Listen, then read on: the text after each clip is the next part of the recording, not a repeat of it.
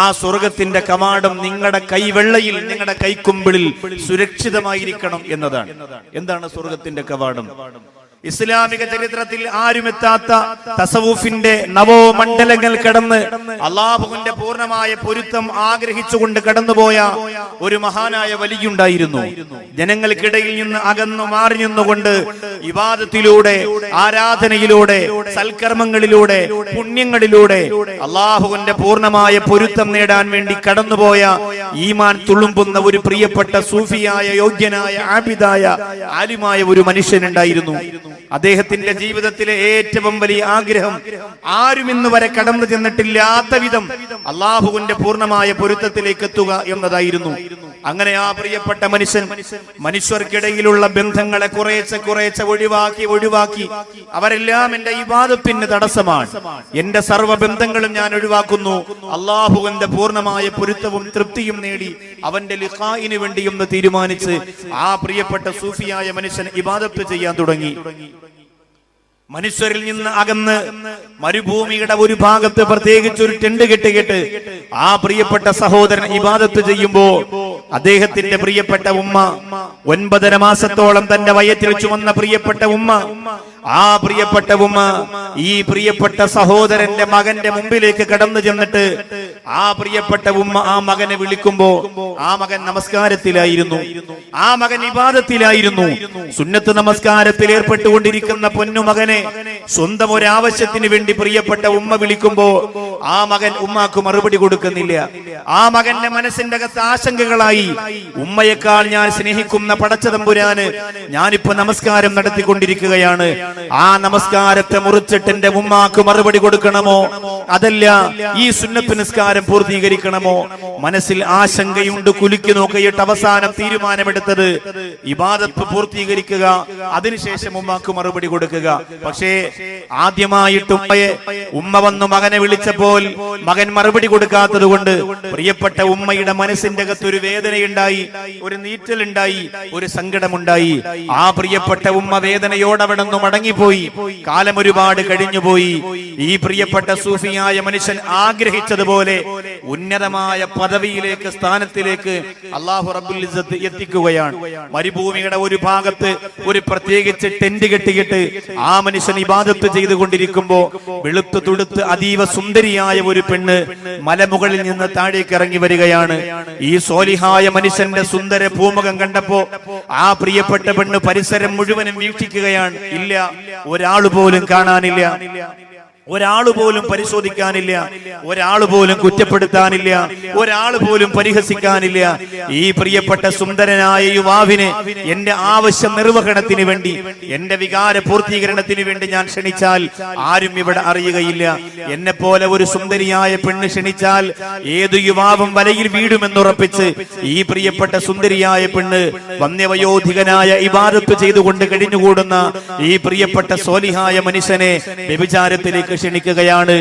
താൻ ഈ വനാന്തരത്ത് കഴിയുമ്പോ കടന്നു വരുന്ന വന്യജീവികളെ കൊന്നെടുക്കുന്നതിന് വേണ്ടി കയ്യിൽ വെച്ചിരിക്കുന്ന മൂർച്ചയേറിയ വാള് പുറത്തേക്ക് എടുത്തിട്ട് ആ സൂഫിയായ മനുഷ്യൻ പറഞ്ഞു, നിന്നെ പോലുള്ള പിശാചുക്കളിൽ നിന്ന് രക്ഷപ്പെടാനാണ് ഞാൻ ഈ വാള് കയ്യിൽ വെച്ചിരിക്കുന്നത്. എന്റെ ഈ കണ്ടുകൊണ്ട് ഒരിക്കലും ഞാൻ ഹറാമ കാണില്ല, എന്റെ ഈ കാതുകൊണ്ട് ഒരിക്കലും ഞാൻ ഹറാമ കേൾക്കില്ല. ഇബാദത്ത് ചെയ്തുകൊണ്ട് അല്ലാഹുവിന്റെ പൂർണ്ണമായ പൊരുത്തത്തിലേക്ക് പോകുന്ന എന്നെ വലയിൽ വീഴ്ത്താൻ നിന്നെ കൊണ്ട് കഴിയില്ല എന്ന് പറഞ്ഞ് ആ പ്രിയപ്പെട്ട സഹോദരൻ ആ നശിച്ച പെണ്ണിനെ ആ ടെന്റിൽ നിന്ന് ആട്ടിയോടിക്കുകയുണ്ടായി.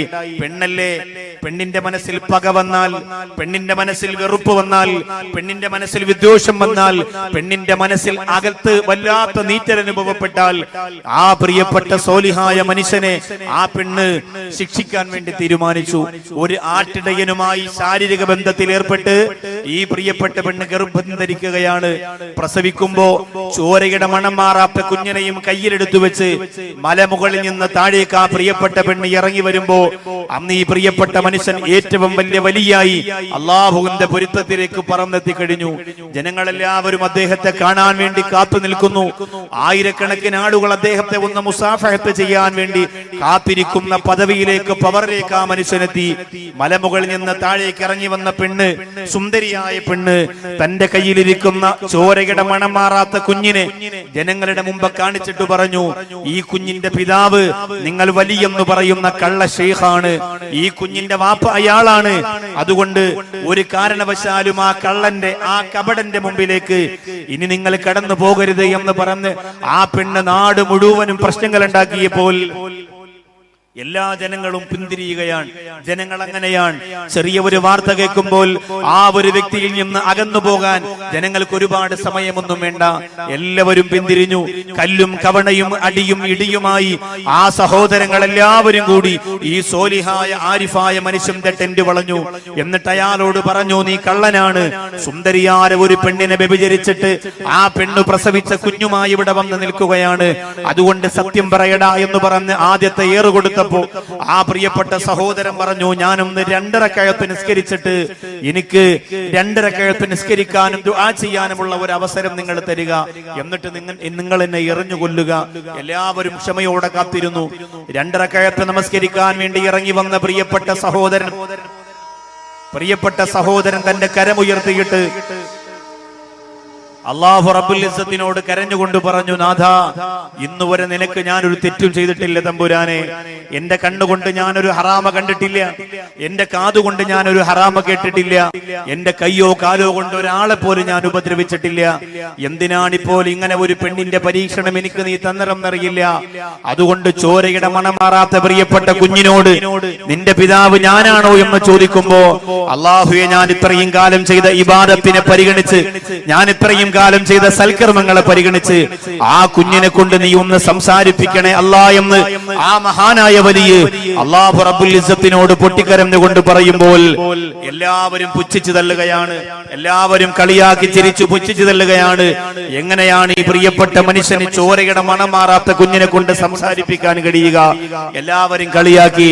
പക്ഷേ സോലിഹായ ആബിദായ മനുഷ്യൻ കടന്നു വന്ന് ഈ പ്രിയപ്പെട്ട കുഞ്ഞിന്റെ മുഖത്ത് നോക്കിയിട്ട് അല്ലാഹു റബ്ബുൽ ഇസ്സത്തിനെ സാക്ഷിയാക്കിയിട്ട് ഞാൻ ചോദിക്കുകയാണ്, ഞാൻ നിന്റെ പിതാവാണോ എന്ന് ചോദിക്കുമ്പോൾ ആ കുഞ്ഞു പറയുന്നു, നിങ്ങൾ എന്റെ പിതാവല്ല. എന്റെ പിതാവ് ഈ മലമുകളിൽ താമസിക്കുന്ന ആട്ടിടയനാണ്. എന്റെ പിതാവ് ഈ മലമുകളിൽ താമസിക്കുന്ന ആട്ടിടയനാണ്. നിങ്ങൾ എന്റെ പിതാവല്ല എന്ന് പറഞ്ഞപ്പോൾ എല്ലാവരും അത്ഭുതത്തോടുകൂടി, എല്ലാവരും അതിശയത്തോടുകൂടി നോക്കുകയാണ്. എങ്ങനെയാണ് ഈ പ്രിയപ്പെട്ട സഹോദരന് ഈ കുഞ്ഞിനെ കൊണ്ട് സംസാരിപ്പിക്കാൻ കഴിഞ്ഞത്? ഇബാദത്തിലൂടെ, ആരാധനയിലൂടെ, സൽക്കർമ്മത്തിലൂടെ അർഹമറഹീമായ പടച്ചതമ്പുരാന്റെ ഏറ്റവും വലിയ പൊരുത്തം നേടിയ, ഏറ്റവും വലിയ തൃപ്തി നേടിയ ഈ മഹാനായ മനുഷ്യൻ ഒരു ചെറിയ ആളല്ല. അല്ലാഹുവിന്റെ പൂർണ്ണമായ പൊരുത്തം കിട്ടുന്ന ഒരു വലിയാണ്. അതുകൊണ്ട് തന്നെ ഈ മനുഷ്യനെ ഞങ്ങൾ അധിക്ഷേപിക്കാനും ആക്ഷേപിക്കാനും പരിഹസിക്കാനും കുറ്റപ്പെടുത്താനും പാടില്ല എന്ന് പറഞ്ഞുകൊണ്ട് ജനങ്ങൾ എല്ലാവരും കൂടി വന്നിട്ട് പൊരുത്തം ചോദിക്കാൻ തുടങ്ങി. അങ്ങനെയുള്ള മഹാനായ വലിയ ആ പെണ്ണിനെ ജനങ്ങൾ കുറ്റപ്പെടുത്തി ആട്ടിയോടിച്ചു. ഇത്രയും വലിയ ഒരു മനുഷ്യനെയാണല്ലോ ഞങ്ങൾ കുറ്റപ്പെടുത്തിയതെന്ന് ചിന്തിച്ച് എല്ലാവരും മനസ്താപത്തോടുകൂടി പിരിഞ്ഞുപോയി. പക്ഷേ ഈ പ്രിയപ്പെട്ട സോലിഹായ ആരിഫായ മനുഷ്യന് ഉറക്കം വന്നില്ല. അന്ന് രാവും പകലും ആ പ്രിയപ്പെട്ട സഹോദരൻ തിരിഞ്ഞും മറിഞ്ഞും കിടന്നു. അല്ലാഹുവേ, പടച്ചവനെ, എന്തുകൊണ്ടാണ് എന്നെ ഇങ്ങനെ പരീക്ഷിച്ചതെന്ന് ആ പ്രിയപ്പെട്ട സഹോദരൻ അറിയില്ല. എന്തുകൊണ്ടാണ് അല്ലാഹു റബ്ബുൽ ഇസ്സത്ത് തന്നെ പരീക്ഷിച്ചതെന്ന് ആ പ്രിയപ്പെട്ട സഹോദരന് മനസ്സിലായില്ല. അല്ലാഹുവിനോട് കരഞ്ഞുകൊണ്ട് ദുആ ചെയ്തു, അർഹമറഹീമായ പടച്ചവനെ, എന്തിനാണ് എന്നെ ഇങ്ങനെ പരീക്ഷിച്ചതല്ലാ?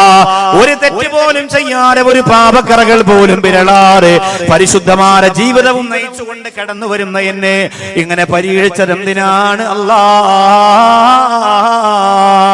ആ പ്രിയപ്പെട്ട സഹോദരന്റെ ചിന്തയ്ക്ക് മറുപടി കൊടുത്തുകൊണ്ടല്ല പറയിച്ചു കൊടുത്തരെന്തെന്നറിയോ? എത്രയോ നാളുകൾക്ക് മുമ്പ് താൻ നമസ്കാരത്തിൽ ഇടപെട്ടുകൊണ്ടിരുന്നപ്പോ തന്റെ പ്രിയപ്പെട്ട മാതാവ്, തന്റെ പ്രിയപ്പെട്ട ഉമ്മ പുറകിൽ നിന്ന് വിളിച്ചല്ലോ. ആ പ്രിയപ്പെട്ട ഉമ്മ വിളിച്ചപ്പോ ആ ഉമ്മാക്ക് മറുപടി കൊടുക്കാത്തത് കൊണ്ട് ഉമ്മയുടെ പ്രിയപ്പെട്ട മനസ്സൊന്ന് വേദനിച്ചല്ലോ. ഉമ്മയുടെ മനസ്സ് വേദനിച്ചപ്പോ ആ പ്രിയപ്പെട്ട മാതാവിന്റെ മനസ്സിന്റെ സങ്കടത്തിന് പകരമായി, ആ പ്രിയപ്പെട്ട മാതാവിന്റെ നൊമ്പരത്തിന് പകരമായി, ആ പ്രിയപ്പെട്ട മാതാവിന്റെ മനോമുഖരത്തിൽ വന്ന് വീണ കനൽക്കെട്ടകൾക്ക് പകരമായി അല്ലാഹു റബ്ബുൽ ഇസ്സത്തി സോലിഹാര മനുഷ്യന് കൊടുത്ത ഒരു പരീക്ഷണമാണ് നിങ്ങൾ കണ്ടതെന്ന് ആ സൂഫിയാര മനുഷ്യന് ബോധ്യമായപ്പോ സുബ്ഹാനല്ലാഹ് ലോകത്ത് ആരിഫായാലും ആബിദായാലും ആലിമായാലും എത്ര പ്രാവശ്യം ഹജ്ജിന് പോയവനാണെങ്കിലും എത്ര പാവപ്പെട്ട യതീമീങ്ങളെ കല്യാണം നടത്തിയവനാണെങ്കിലും മാതാപിതാക്കളെ വേദനിപ്പിച്ചാൽ, മാതാപിതാക്കളെ സങ്കടപ്പെടുത്തിയാൽ, മാതാപിതാക്കളുടെ മനസ്സിന്റെ അകത്ത് സങ്കടത്തിന്റെ കനൽക്കട്ട കോരിയിട്ട് കൊടുത്താൽ, ഒരു മാതാവിനെ കരയിപ്പിച്ചാൽ, ഒരു പിതാവിനെ സങ്കടപ്പെടുത്തിയാൽ അല്ലാഹു റബ്ബുൽ ഇസ്സത്ത് അവന് ഏറ്റവും വലിയ പരീക്ഷണം ഈ ഭൗതിക ലോകത്ത് വെച്ച് തന്നെ കൊടുക്കുമെന്ന് ഈ ചരിത്രത്തിലൂടെ എന്റെ പ്രിയപ്പെട്ട സഹോദരങ്ങൾ പഠിച്ചുകൊള്ളുക. അതാണ് അല്ലാഹുവിന്റെ റസൂൽ നബി മുഹമ്മദ് മുസ്തഫ സല്ലല്ലാഹു അലൈഹി വസല്ലമ തങ്ങൾ പറഞ്ഞത്. നിങ്ങളുടെ വീട്ടിന്റെ അകത്ത് തുറന്നിരിക്കുന്ന സ്വർഗത്തിന്റെ 2 കവാടങ്ങളുണ്ട്. എന്റെ കാഞ്ഞങ്ങാട് അതിഞ്ഞാൽ വന്ന പ്രിയപ്പെട്ട സഹോദരങ്ങളെ, നിങ്ങളുടെ വീട്ടിന്റെ അകത്ത് സ്വർഗത്തിന്റെ 2 കവാടങ്ങളുണ്ട്. നിങ്ങളുടെ ഭവനത്തിന്റെ അകത്ത് സ്വർഗത്തിന്റെ 2 കവാടങ്ങളുണ്ട്. നിങ്ങൾ എത്ര ഇബാദത്ത് ചെയ്താലും, എത്ര സൽക്കർമ്മം നടത്തിയാലും, എന്തുമാത്രം സുജൂദിൽ കിടന്ന് പൊട്ടിക്കരഞ്ഞാലും, എത്രയോ ആയിരക്കണക്കിന് നാണയത്തുട്ടുകൾ പാവപ്പെട്ടവർക്ക് വേണ്ടി നിങ്ങൾ ചിലവഴിച്ചു പോയാൽ, 100 കണക്കിന് പള്ളികൾ നിങ്ങൾ വെച്ചു കൊടുത്താൽ, അല്ലാഹുവിന്റെ റസൂല് പറയുകയാ ബാബാനി മഫ്തൂഹാനി മിനൽ ജന്ന